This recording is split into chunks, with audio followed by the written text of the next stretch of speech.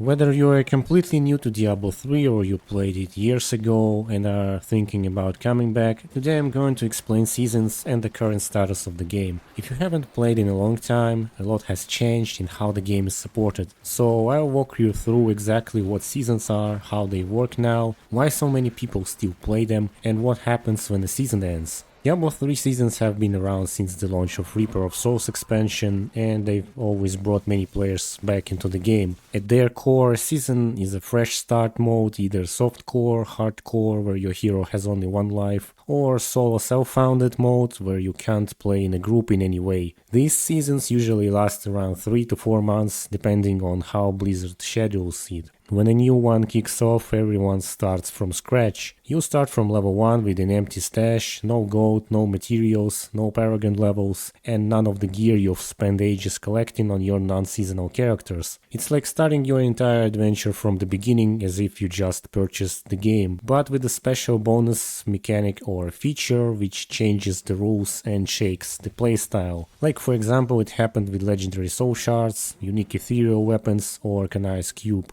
After the release of Season 30, Diablo 3 stopped receiving regular updates and entered maintenance mode. New seasonal themes are no longer being released, along with patches that typically introduce new content, class balance changes, or bug fixes. Blizzard shifted their focus to other games like Diablo 4, so we are not getting brand new content or major overhauls anymore. Instead, seasons have moved into a recycled rotation. They've been cycling through older seasonal ideas, mixing and matching rewards, repeatable cosmetics, and mechanics from the past. This way Blizzard is giving players something to chase without pouring in new development resources. So how does a typical season actually play out? When the time comes, first thing you do is of course create a new character or use rebirth option on an existing hero. The rebirth feature is optional for you. It's just super handy if you want to keep the same character name and class, but without any progression. In case you do that, your existing character will become level 1 without any paragon, and your equipment including the inventory will be moved to the mailbox on normal mode,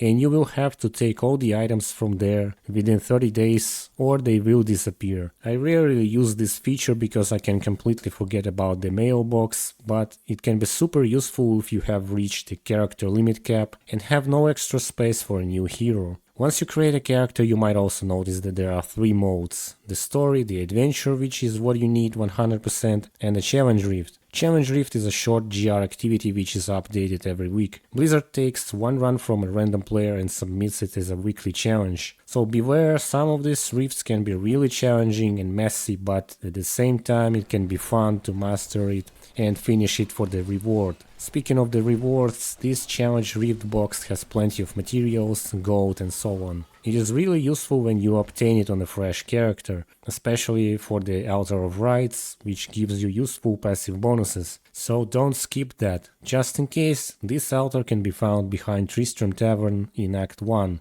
So to get the challenge box for the current season, you just need to select a seasonal character, beat the challenge and grab it from the mailbox. But if you play a non-season and finish this activity, you won't get a cache in the season, and there won't be a second one. 1 cache per week, and it's region-wide. And now once you have a seasonal character and a cache with starting materials, well, you just play the season, discover its theme, level up Altar of Rites and group up with other players. You just need to remember that your seasonal stash is completely empty now and the leaderboards are divided. Most veterans power level to 70 in a matter of hours using group play, bounties, or the seasonal special mechanics to speed things up. During the season you can also complete seasonal journey tasks. It's basically milestones guide consisting of several chapters, and it usually helps you to get started and understand what to do next. Usually these journey tasks include killing bosses, leveling up craftsmen, equipping your follower, or leveling legendary gems. This journey tab also includes a few repeatable cosmetics and most importantly Hedric's gifts with a starter class set, which are rewarded by completing chapter 1 through 4. That's basically the core stuff for any season you play. The rest is the seasonal theme itself, which can improve your character in some ways. As I mentioned, it could be some unique items, special buffs, organized cube. The activities themselves don't change at all.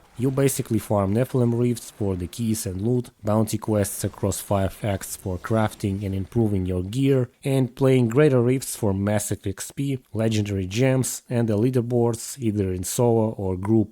The whole season is basically a short trip where you can experiment with time-limited capabilities, play unique builds, run 4-man meta GRs, or clear solo portals as high as possible just for the ranking in the ladder. But why do people keep playing seasons, especially now that the game is in maintenance mode with recycled content? Well, I believe it's that addictive feeling of starting over because non-seasonal characters already have everything, like primals, gems, thousands of paragon points. There's basically nothing to do in this mode anymore, well, except again, the leaderboards. Seasons move away from that concept and force you to redo all the stuff again, get back the sense of progression, the sense of accomplishment, and the sense of community when everyone is getting back to the game right on the start, and it's when public games, chats, and clans are the most active and alive. The seasonal leaderboards also add that competitive feeling if you are interested, when you can choose some new build, try to push it to the limit, and have a chance to compete against the best players. Plus, the seasonal rewards, like portraits, pets, armor transmogs, carry over to your account in case you haven't unlocked or missed them. Even with recycled themes, the rotation keeps things fresh enough that returning players feel like they are revisiting an old favorite game. For me personally, I've seen pretty much everything and got all the rewards, and I'm mostly staying just for the gameplay or chatting with friends.